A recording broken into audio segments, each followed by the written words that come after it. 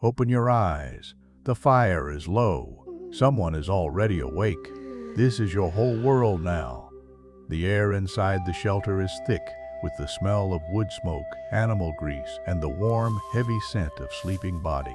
You are lying on a thick bed of dry grass, covered by a heavy, scraped bison hide. The cold outside is absolute, -20 degrees Celsius. But in here, nestled close to your family and your band members, the air is warm enough to see your breath only as a faint, disappearing mist. You do not hear a clock ticking. You do not hear the hum of electricity or the distant roar of a highway. Instead, you hear the quiet, rhythmic breathing of 15 people. You hear the soft, metallic scrape of dry grass shifting as your uncle turns over. And from the entrance of the shelter, you hear the sharp, rhythmic tink-tink-tink of stone striking stone. Someone is working early. This is a morning 20,000 years ago, during the height of the Last Glacial Maximum, and this is how your day begins. You sit up, pulling the bison hide tighter around your shoulders. The floor of the shelter is cold under your bare feet. The shelter itself is a masterpiece of prehistoric engineering. It is a dome-shaped hut, constructed from the interlocking jawbones and ribs of woolly mammoths, draped with heavy hides and anchored to the frozen earth by large stones. It has kept your band alive through a winter that has lasted 6 months. You crawl toward the light. Near the center of the hut, sitting beside the glowing red embers of the hearth, is an older woman. She is your grandmother, the memory keeper of the band. Her face is carved with deep lines, her hands calloused from decades of scraping skins and digging roots. She does not look up as you approach, but she reaches out and hands you a small, dried strip of horse meat. It is tough, salty, and requires minutes of chewing, but it is the fuel you need for the cold. "The wind is from the north," she says softly, her voice raspy from decades of breathing hearth smoke. "The herds will be moving south through the valley today." You crawl out through the low, tunnel-like entrance of the shelter. The transition is a physical blow. The dry, freezing air rushes into your lungs, making you gasp. The light is blinding. The sun is just clearing the horizon, casting long, blue shadows across a landscape of endless, white steppe. There are no trees here, only low shrubs and dry grasses frozen solid under a layer of glittering frost. Sitting on a flat rock just outside the entrance is a young man, a cousin. He is the one making the noise. Between his knees, he holds a core of dark, glassy flint. In his right hand, he holds a hammerstone, a hard, rounded river pebble. With practiced, lightning-fast precision, he strikes the edge of the flint. Tink! A thin, razor-sharp flake of stone pops off and falls into his palm. He inspects it, smiles, and drops it into a small leather pouch. "We need new spear points," he says, nodding toward the white valley below.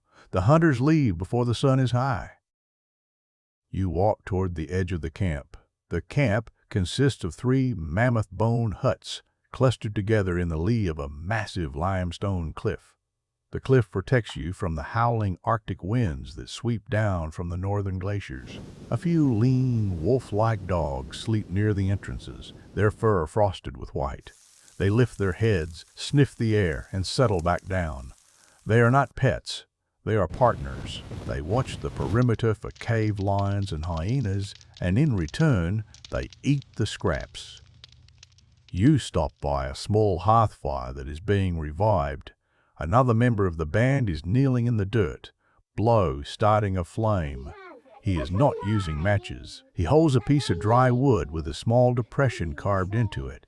He places the tip of a hard wooden spindle into the depression, loops a leather cord around the spindle, and draws a wooden bow rapidly back and forth. The spindle spins, generating friction. Within a minute, a tiny wisp of smoke rises.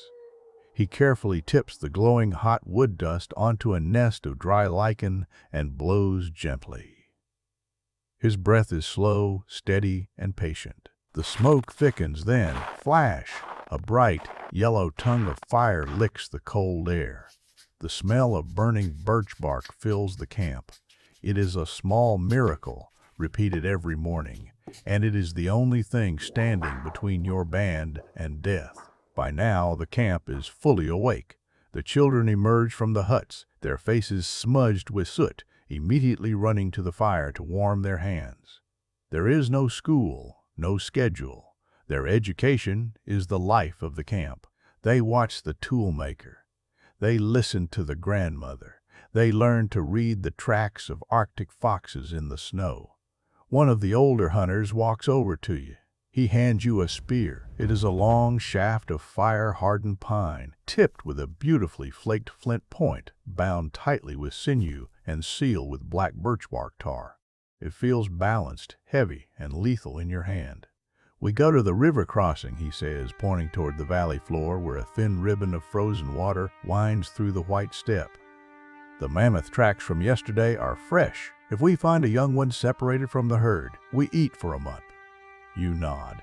You check the leather bindings of your reindeer skin boots, ensuring they are tight to keep the snow out. You pull your hood up, a ruff of soft fox fur that keeps the moisture of your breath from freezing on your face.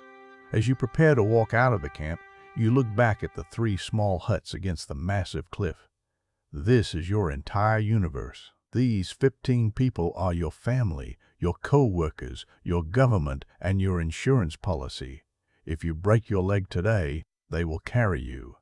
If you return empty-handed, they will share their food with you. And if you die, they will bury you with red ochre and flowers under the floor of the hut, keeping you close to the hearth forever.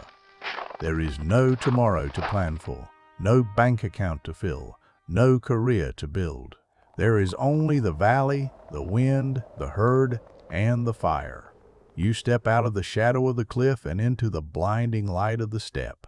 The snow crunches loudly under your boots. The wind is cold, but the spear in your hand is warm. You are alive.